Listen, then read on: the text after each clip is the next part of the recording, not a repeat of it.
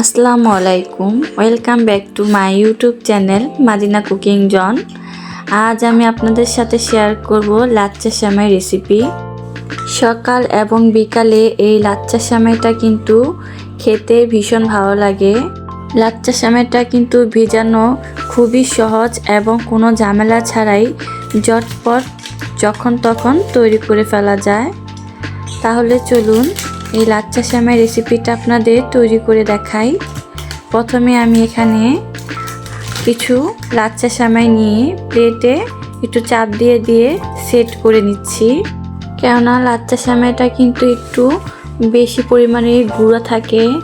এর জন্য আমি আগে থেকে সেট করে নিচ্ছি, যাতে পরে আমার সেমাইটাকে লাড়াচাড়া না দেওয়া লাগে। আমি আগে থেকে চুলায় দুধ বসিয়ে জাল করে নিয়েছি, ভালো করে দুধটাকে জাল করে নিয়েছি। এই পর্যায়ে দিয়ে দিব চিনিটা আপনাদের স্বাদ অনুযায়ী দিতে পারেন, যে যতটুকু পরিমাণের মিষ্টি খান ওই পরিমাণে চিনিটা দিতে পারেন। দিয়ে আমি আবারও অনেকক্ষণ ভালো করে জাল করে নেব। এটা আমার জাল করে নেওয়া শেষ। এই পর্যায়ে আমি সেমাইটাকে ভিজিয়ে নেব। এখানে নিয়েছি আমি কিছু কিশমিশ এবং কাজু বাদাম উপরে ছিটিয়ে দেওয়ার জন্য। এই তো আমি দুধটাকে ভালো করে জাল করে নিয়েছি। দেখতেই পাচ্ছেন আমার দুধের কালারটা কত সুন্দর হয়েছে। ভালো করে জাল করে নিলে এরকমই দুধের কালারটা সুন্দর হবে এবং উপরে একটি সরের আবরণের মতো পড়ে যাবে। এই তো আমি সবটুকু দুধ সেমাইয়ের মধ্যে ঢেলে দিলাম।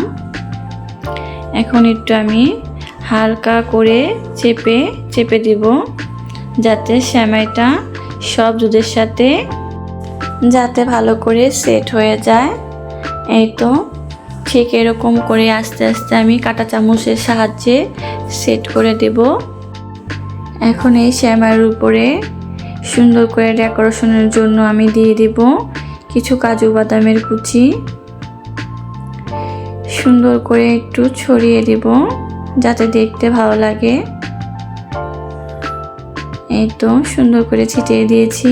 এ পর্যায়ে দিয়ে দেব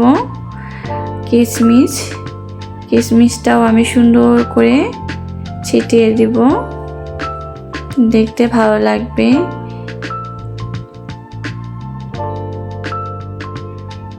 এই তো সুন্দর করে আমার দেওয়া হয়ে গেল।